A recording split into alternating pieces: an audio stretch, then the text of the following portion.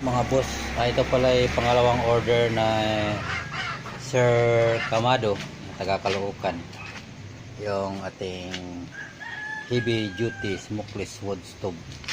So ngayon papakita ko dito mga boss yung kanyang paano siya sindihan na walang gamit ng kerosene, crudo or ano may yung So ang gamit natin mga boss ay yung traditional. So may tissue ako dito, tapos mag-add ako ng karton. So ito mga boss, sabihin ko sa inyo, pag gumagamit nito ay siguradong may konting usok po. Opo. So tsambahan na lang siguro kung walang usok. Kasi ang mangyari niya mga boss, una muna itong mga malalaki sa ilalim, sunod yung medyo kalakihan, tapos bago pag napatong na natin yung tissue ay sunod na ito. So ganun po, traditional po ito. Hindi ko lang ipakita dito mga boss yung mga ginagamit ay plastic at hindi marami namang magko-comment na hindi maganda. Totoo naman hindi maganda sa kalusugan yung plastic. So dito tayo sa natural ay yung traditional na paggamit. So ito pala yung malaki na 10 inches sa taga Rizal. So umpisahan ko na rin yan. 10 inches po yan mga boss. Tapos ito nasa 8 inches kasi itong heavy duty na smokeless wood. Ito mga boss, dito pa ilalim natin to. Kakamadahin po to sa ilalim. So isa rin po to sa paraan na ipapakita natin kung paano to sindihan. Kahit yung traditional na pagpalingas nito. Lalagay lang natin sa loob. Ito mga boss ay hindi masyadong tuyo. Yan. Kailan na tayo. Yan, madami na. Lagyan pa natin. Yan, bali anim na taga ganito kalaki mga boss. Anim na piraso dito sa ilalim. Yan. Bigyan pa natin isa. Tapos sunod mga boss, ito naman. Itong taga ganito kalalaki. So medyo maano po siya. Medyo madiskarte kasi ang purpose kasi po nito mga boss ay kailangang mabilis siyang talaban. Lalagyan na natin dito. Yan. Kaya ito mga boss, ang tagalan nito maubos. Napakatagal na maubos sa yung nilagay natin. So, siguraduhin nyo na marami kayong lulutuin pag nilagay nyo na. Ayan. Ayan po. Nilagay na natin. Tapos sunod mga boss ay itong tissue. So una muna natin yung karton. Ito. Itong karton, pupunit-punitin muna natin. Ganyan, maliliit. Yan. Para may mabilis ang talaban mga boss sa ilalim.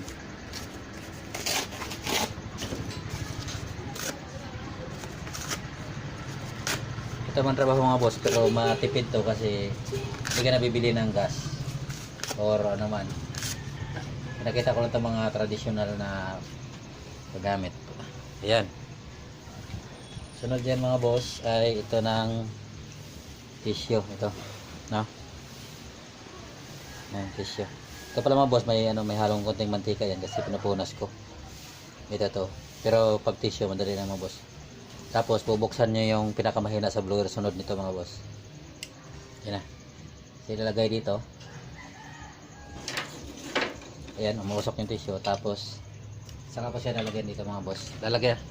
Bubuksan natin ang mahina sa blower. Pinakamahina pong blower bubuksan natin mga boss. Para tumalab dito sa sa mga maliliit. Ayan, makikita nyo mausok siya. Gawa ng tissue.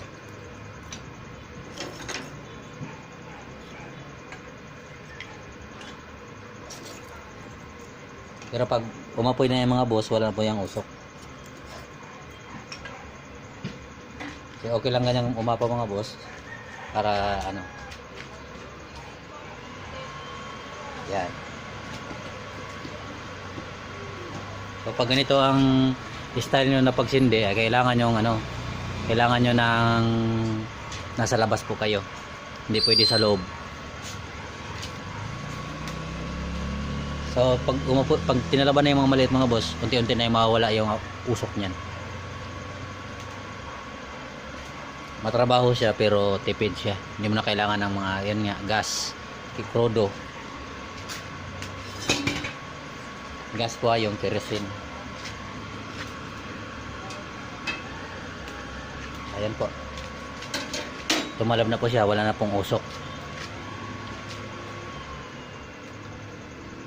So shout out pala kay shout out ulit kay Sir Camado sa pangalawang heavy duty niya to.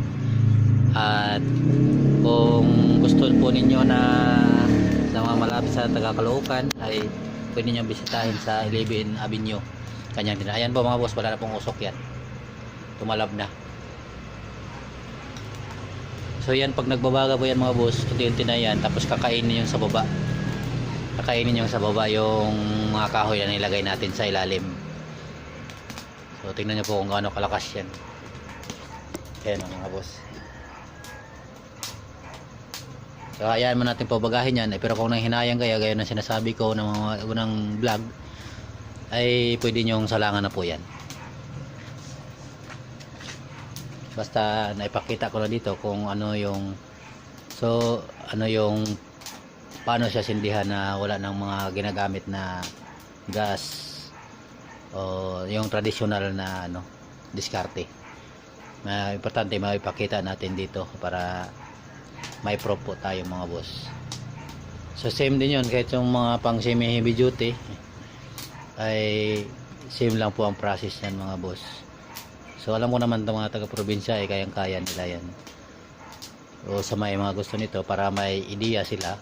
So tingnan mga boss, walang apoy niya napakataas po yung apoy niya Ayan So ayan po ang sinasabi ko yan. Ayan po ang ganyang kalakas na apoy ay mangingitim ang inyong kaldero. Pero kung gusto nyo hindi mangitim, pababain nyo na. Ayan po, inuulit sa ngayon. Yan po yung nagpa-process na inuuling po niya yung ating kahoy bago niya talaga aabuhin niya. Okay. Mamaya pakita ko sa inyo yung apoy nito kung Ayan mga boss. So ang ginamit lang nating blower niyan ay yung pinaka low, pinakahina. Nakamahina na blower.